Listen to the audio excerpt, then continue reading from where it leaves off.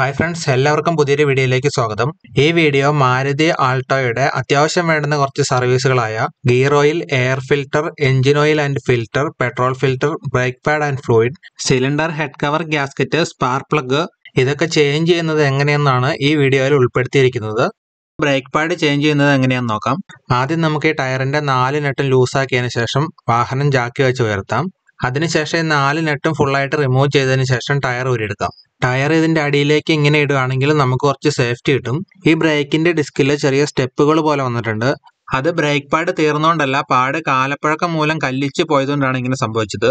അടുത്തായിട്ട് ഈ brake fluid റിസർവോയറിന്റെ cap തുറന്നു വെച്ചതിന് ശേഷം ഒരു സ്ക്രൂ ഡ്രൈവർ ഉപയോഗിച്ച് ഈ പിസ്റ്റൺ അകത്തേക്ക് തള്ളി നീക്കണം. പുതിയ ബ്രേക്ക് പാഡ് ഇടുമ്പോൾ അവിടെ കുറച്ച് ഗ്യാപ്പ് ആവശ്യം വരും. അതുകൊണ്ടാണ് നമ്മളിപ്പോൾ അങ്ങനെ ചെയ്യുന്നത്. ഈ പിസ്റ്റൺ അകത്തേക്ക് തള്ളാൻ ഏറ്റവും നല്ല മാർഗം ഏതാണെന്ന് ചോദിച്ചാൽ ഈ കാണുന്ന നിപ്പിൾ സ്ക്രൂ ലൂസാക്കിയതിന് ശേഷം അകത്തേക്ക് തള്ളുന്നതാണ്. പിസ്റ്റൺ അകത്തേക്ക് തള്ളുന്ന സമയത്ത് നിപ്പിൾ സ്ക്രൂയിലൂടെ ബ്രേക്ക് ഫ്ലൂയിഡ് പുറത്തേക്ക് വരും. അപ്പോൾ അത് കളക്ട് ചെയ്തെടുക്കണം. അത് മാത്രമല്ല, ഉടനെ തന്നെ നിപ്പിൾ സ്ക്രൂ ടൈറ്റ് ആക്കുകയും വേണം, ഇല്ലെങ്കിൽ എയർ കയറും. ഞാൻ ഇപ്പം പറഞ്ഞ കാര്യങ്ങളൊക്കെ രണ്ടാമത്തെ മെത്തേഡിലുള്ളതാണ് കേട്ടോ.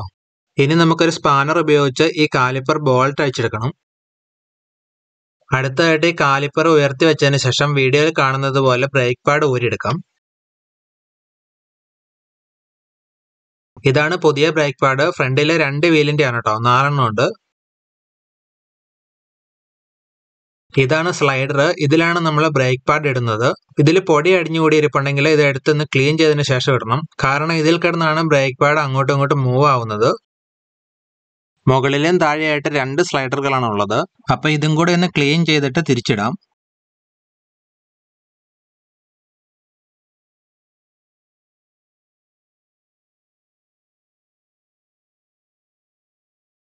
ബ്രേക്ക് പാഡ് ഇടുമ്പോൾ ഇതുപോലെ ചെരിച്ചു പിടിച്ചതിന് ശേഷം ബ്രേക്ക് പാഡ് ഇടുക സ്ലൈഡറിലേക്ക്. അതിനുശേഷം നേരെയാക്കുകയാണെങ്കിൽ ഇത് ഇടാൻ വളരെ എളുപ്പമായിരിക്കും. ഇനി നമുക്ക് ഈ കാലിപ്പർ താഴ്ത്തി വെച്ചതിന് ശേഷം ബോൾട്ട് ഇട്ട് ടൈറ്റ് ചെയ്യാം. അടുത്തായിട്ട് നമുക്ക് ഈ വീല് നട്ടിട്ട് ടൈറ്റ് ചെയ്യാം. അപ്പോൾ ഇത്രയും പരിപാടികളൊക്കെ ഉള്ളൂ ഈ ബ്രേക്ക് പാഡ് ചേഞ്ച് ചെയ്യാൻ. വളരെ ഈസിയാണ്. അടുത്തായിട്ട് നമ്മൾ എയർ ഫിൽട്ടർ ചേഞ്ച് ചെയ്യാൻ വേണ്ടി പോവുകയാണ്. ഇതാണ് എയർ ഫിൽട്ടർ.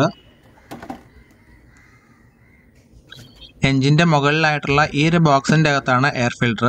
അപ്പോൾ ഈ 2 ക്ലിപ്പ് അയച്ചതിന് ശേഷം നമുക്കൊന്ന് ഓപ്പൺ ചെയ്യാം. ഇതാണ് പഴയ എയർ ഫിൽട്ടർ. ഇതെടുത്ത് മാറ്റിയതിന് ശേഷം നമുക്കൊന്ന് ക്ലീൻ ചെയ്യണം. ക്ലീൻ ചെയ്തിട്ട് വേണം നമുക്ക് പുതിയ എയർ ഫിൽട്ടർ സെറ്റ് ചെയ്യാൻ.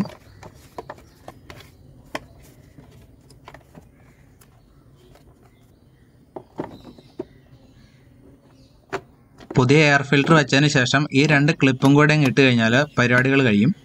അടുത്തായിട്ട് നമ്മൾ പെട്രോൾ ഫിൽട്ടർ ചേഞ്ച് ചെയ്യാൻ വേണ്ടി പോവുകയാണ്.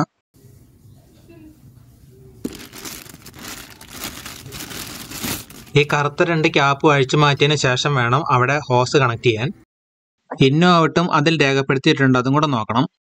ബാക്കി ലെഫ്റ്റ് സൈഡിലുള്ള വീലിന്റെ അടുത്തായിട്ടാണ് പെട്രോൾ ഫിൽട്ടർ ഇരിക്കുന്നത്. ഇവിടെ 2 നട്ടുകളുണ്ട്. അത് 12ന്റെ സ്പാനർ ഉപയോഗിച്ച് അഴിച്ചെടുക്കണം.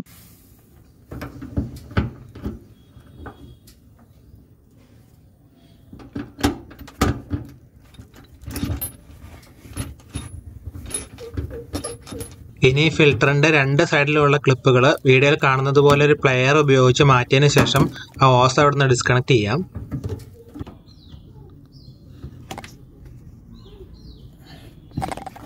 അങ്ങനെ നമ്മൾ പഴയ പെട്രോൾ ഫിൽറ്റർ അഴിച്ചെടുത്തു. ഇതാ ഫിൽറ്ററിന്റെ അകത്തുണ്ടായിരുന്ന പെട്രോളാണ്. ഇതിന്റെ കളർ ഒന്ന് നോക്കിക്കേ.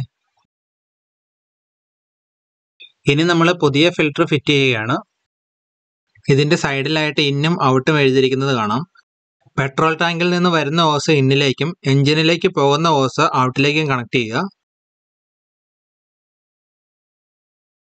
ഈ ക്ലിപ്പ് ആ ഹോസ് അവിടെ ടൈറ്റ് ആയിട്ട് ഇരിക്കാൻ വേണ്ടിയിട്ടുള്ളതാണ്.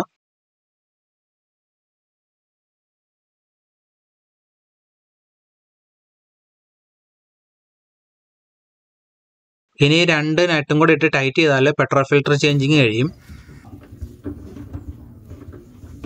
അടുത്തായിട്ട് നമ്മൾ സിലിണ്ടർ ഹെഡ് കവറിന്റെ ഗ്യാസ്കറ്റും സ്പാർക്ക് പ്ലഗും ചേഞ്ച് ചെയ്യാൻ വേണ്ടി പോവുകയാണ്. അതിനായിട്ട് ആദ്യം നമുക്ക് എയർ ഫിൽട്ടർ അഴിച്ചെടുക്കണം.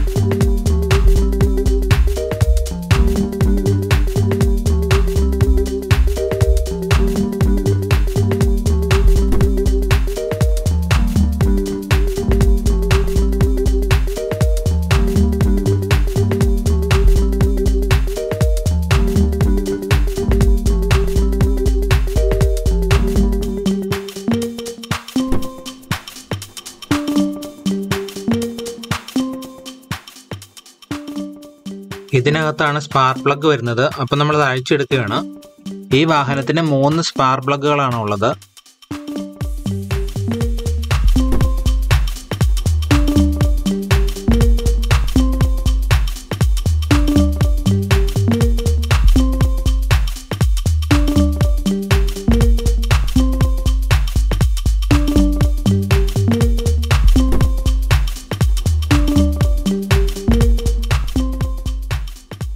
ഇതാണ് പുതിയ ഗ്യാസ്കറ്റ്.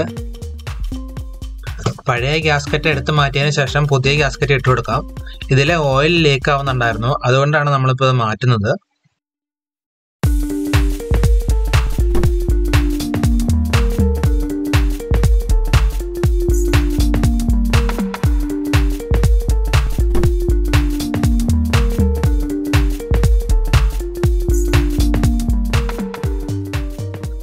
ഗ്യാസ്കറ്റ് ഇട്ടു. ഇനി നമ്മളിത് തിരിച്ച് ഫിറ്റ് ചെയ്യുകയാണ്.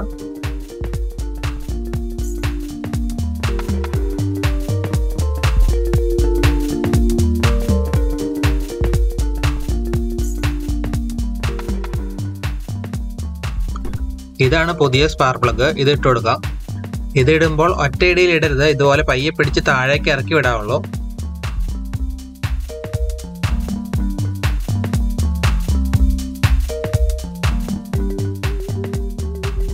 ഇനി നമുക്ക് ഇത് 3 ടൈറ്റ് ചെയ്യാം.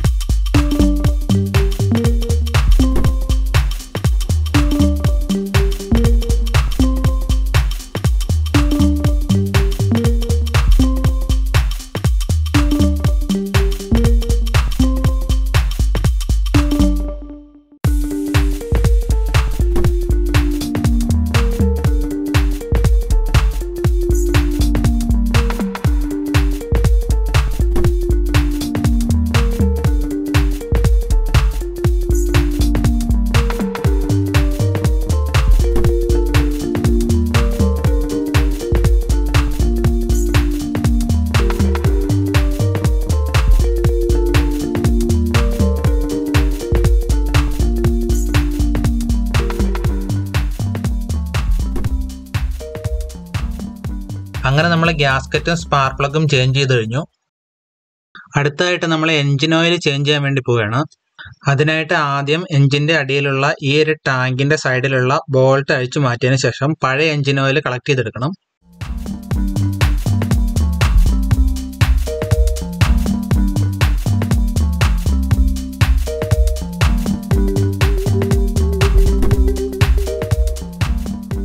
അടുത്തതായിട്ട് നമുക്ക് ഈ ഓയിൽ ഫിൽട്ടർ അഴിച്ചെടുക്കണം.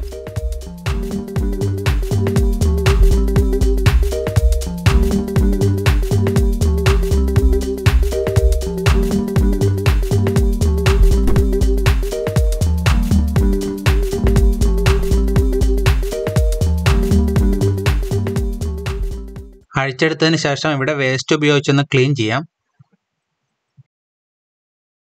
ഇതാണ് പുതിയ ഓയിൽ ഫിൽട്ടർ. ഇത് ഫിറ്റ് ചെയ്യുന്നതിന് മുമ്പ് കുറച്ച് പുതിയ ഓയിൽ എടുത്ത് ഇതുപോലെ വാഷറിലൊന്ന് തേച്ച് കൊടുക്കണം. ഫിൽറ്ററിനകത്ത് ഓയിൽ ഇല്ലാത്തതുകൊണ്ട് കുറച്ച് പുതിയ ഓയിൽ അതിനകത്ത് ഒഴിക്കുന്നത് നല്ലതാണ്. കൈ ഉപയോഗിച്ച് മാക്സിമം ടൈറ്റ് ചെയ്യാൻ പറ്റുന്നത്രയും ടൈറ്റ് ചെയ്താൽ മതി. ഓയിൽ ടാങ്കിന് പുതിയ ബോൾട്ട് വാങ്ങി, അപ്പോൾ അതിട്ട് ടൈറ്റ് ചെയ്യാം. 17ന്റെ സ്പാനറാണ് ഇവിടെ ഉപയോഗിക്കുന്നത്.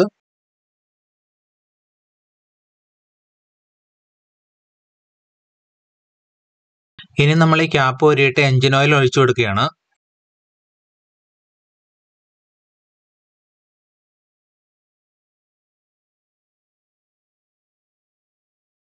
ഇത് ഓയിൽ ലെവൽ അറിയാനുള്ള സ്റ്റിക്കാണ്. ഇതിൽ 2 ഡോട്ടുകൾ കാണാം. ഏറ്റവും താഴെയുള്ളത് ലോ ലെവലും മുകളിലുള്ളത് ഹൈ ലെവലുമാണ്. ഒരിക്കലും ഹൈ ലെവലിന്റെ മുകളിൽ ഓയിൽ ഒഴിക്കരുത്. അതുപോലെ തന്നെ ലോ ലെവലിന്റെ താഴെ പോകാനും പാടില്ല. ഇനി നമുക്ക് ഈ ക്യാപ്പ് ഇട്ട് ടൈറ്റ് ചെയ്യാം. അപ്പോൾ ഇത്രയേ ഉള്ളൂ എഞ്ചിൻ ഓയിൽ ചേഞ്ചിങ്. അടുത്തായിട്ട് നമ്മൾ ഗിയർ ഓയിൽ ചേഞ്ച് ചെയ്യാൻ വേണ്ടി പോവുകയാണ്. പഴയ ഗിയർ ഓയിലിൽ ഡ്രെയിൻ ചെയ്യിക്കാൻ വേണ്ടി ഈ പ്ലഗ് അഴിക്കണം. പുതിയ ഗിയർ ഓയിൽ ഒഴിക്കുന്നത് ഈ പ്ലഗ് അഴിച്ചിട്ടാണ്.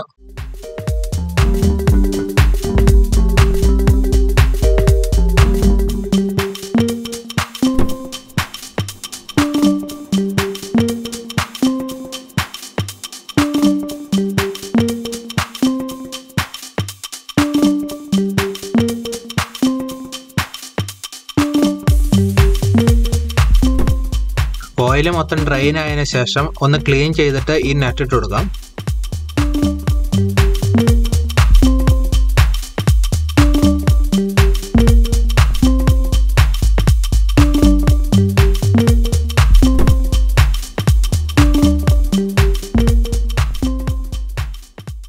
ഇനി നമ്മൾ മുകളിലത്തെ നട്ട് അഴിച്ചതിന് ശേഷം ഒരു ട്യൂബ് ഇട്ട് പുതിയ ഗിയർ ഓയിൽ ഒഴിച്ചു കൊടുത്തുകൊണ്ടിരിക്കുകയാണ്.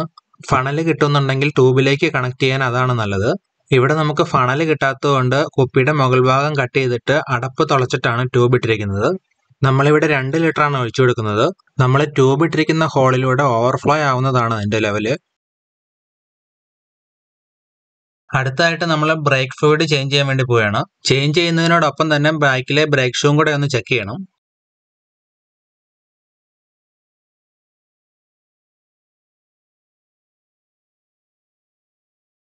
മുപ്പതിന്റെ ബോക്സ് സ്പാനറാണ് ഈ നട്ട് അഴിക്കാൻ വേണ്ടി ഉപയോഗിക്കുന്നത്.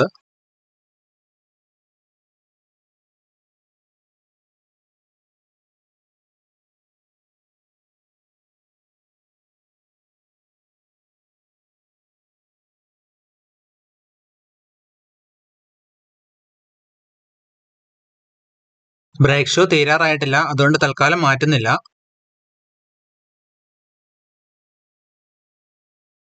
ബ്രേക്ക് ഷൂവിൽ പിടിച്ച് ഇതുപോലെ ഒന്ന് മൂവ് ചെയ്യിച്ചാൽ ബ്രേക്ക് സിലിണ്ടർ ജാം ആണോ അല്ലോ എന്ന് അറിയാൻ പറ്റും. ഇതിപ്പോൾ മൂവ് ആവുന്നുണ്ട്, അതുകൊണ്ട് കുഴപ്പമൊന്നുമില്ല.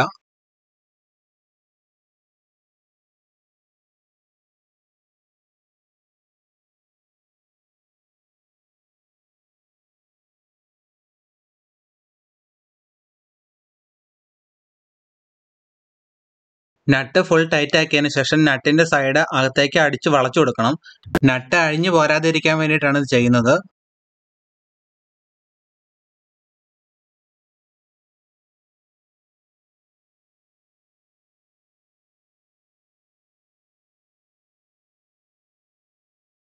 ഇതുപോലെ തന്നെ അടുത്ത വീലും ചെയ്യുന്നുണ്ട്, അത് ഈ വീഡിയോയിൽ കാണിക്കുന്നില്ല. ഇനി നമ്മൾ ബ്രേക്ക് ഫ്ലൂയിഡ് ചേഞ്ച് ചെയ്യാൻ വേണ്ടി പോവുകയാണ്. ആദ്യം നമ്മൾ ഈ ടാങ്കിലെ ഫ്ലൂയിഡ് ഒരു സിറിഞ്ചോ അല്ലെങ്കിൽ അതുപോലുള്ള എന്തെങ്കിലും വസ്തുക്കളോ ഉപയോഗിച്ച് മൊത്തം വലിച്ചെടുക്കുക. ഇതാണ് പുതിയ ബ്രേക്ക് ഫ്ലൂയിഡ്, ഡോട്ട് 3 ആണ്. അപ്പം നമ്മൾ പൊട്ടിച്ചിട്ട് ടാങ്കിലേക്ക് ഒഴിച്ചു കൊടുക്കുകയാണ്. ടാങ്കിലുണ്ടായിരുന്ന പഴയ ഫ്ലൂയിഡ് എല്ലാം പുറത്തേക്ക് പോയി. അവസാനം നമ്മൾ ഫില്ല് ചെയ്യുമ്പോൾ മാക്സിമം ലെവലിൽ കൂടുതൽ ഫില്ല് ചെയ്യരുത്. ഇനി നമുക്ക് ബ്രേക്ക് സിലിണ്ടറിന്റെ അടുത്തുള്ള നിപ്പിൾ സ്ക്രൂ ഒന്ന് ലൂസ് ആക്കി കൊടുക്കാം. അതിനുശേഷം ഒരു ട്യൂബ് കണക്ട് ചെയ്ത് ബോട്ടിലേക്ക് വെക്കാം. ഇത് പഴയ ബ്രേക്ക് ഫ്ലൂയിഡ് കളക്ട് ചെയ്യാൻ വേണ്ടിയിട്ടാണ്. ഇനി ബ്രേക്ക് പെഡൽ വീഡിയോയിൽ കാണുന്നത് പോലെ പമ്പ് ചെയ്യുക. പഴയ ബ്രേക്ക് ഫ്ലൂയിഡിന്റെ കളറൊക്കെ പോയി. ഇത് കുറച്ച് നേരത്തെ തന്നെ മാറേണ്ടതായിരുന്നു. പുതിയ ഫ്ലൂയിഡ് വരുന്നോടം വരെ പമ്പ് ചെയ്യണം.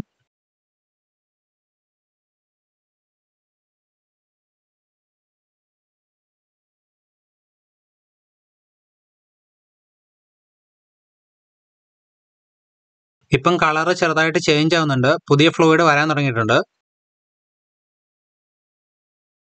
ഇനി നമുക്ക് ഈ നിപ്പിൾ സ്ക്രൂ ഒന്ന് ടൈറ്റ് ആക്കി കൊടുക്കണം. എന്നിട്ട് 2-3 പ്രാവശ്യം ബ്രേക്ക് പെഡൽ പമ്പ് ചെയ്തിട്ട് ചവിട്ടി പിടിക്കുക. അതിനുശേഷം ഈ സ്ക്രൂ ഒന്ന് ജസ്റ്റ് ഒന്ന് അഴിച്ചു കൊടുക്കുക. ഉടനെ തന്നെ ക്ലോസ് ചെയ്യും വേണം. എന്നിട്ട് വേണം ബ്രേക്ക് പെഡലിൽ നിന്ന് കാലെടുക്കാൻ, അല്ലെങ്കിൽ എയർ കയറും. വീണ്ടും അതേപോലെ തന്നെ ചെയ്യുക. 2 പ്രാവശ്യം പമ്പ് ചെയ്ത് പിടിച്ചിട്ട് സ്ക്രൂ അഴിച്ചു വിടുക. അതിനുശേഷം ഉടനെ തന്നെ ക്ലോസ് ചെയ്യുക. ഇങ്ങനെ 2-3 പ്രാവശ്യം ചെയ്ത് കഴിയുമ്പോഴത്തേക്കും അതിനകത്തുള്ള എയർ ഒക്കെ പോകും. ബാക്കി 3 വീലിനും ഇതുപോലെ തന്നെ ചെയ്യണം. പിന്നെ ശ്രദ്ധിക്കേണ്ട ഒരു കാര്യം, ടാങ്കിലെ ഫ്ലൂയിഡ് ഒരു മിനിമം ലെവലിൽ കുറഞ്ഞു പോകരുത്. കുറഞ്ഞു പോയി കഴിഞ്ഞാൽ വീണ്ടും ഇതിനകത്ത് എയർ കയറും. അതുകൊണ്ട് ബാക്കി 3 വീലിലും അഴിച്ചുവിടുന്ന സമയത്ത് അത് ഫില്ല് ചെയ്തുകൊണ്ടിരിക്കണം.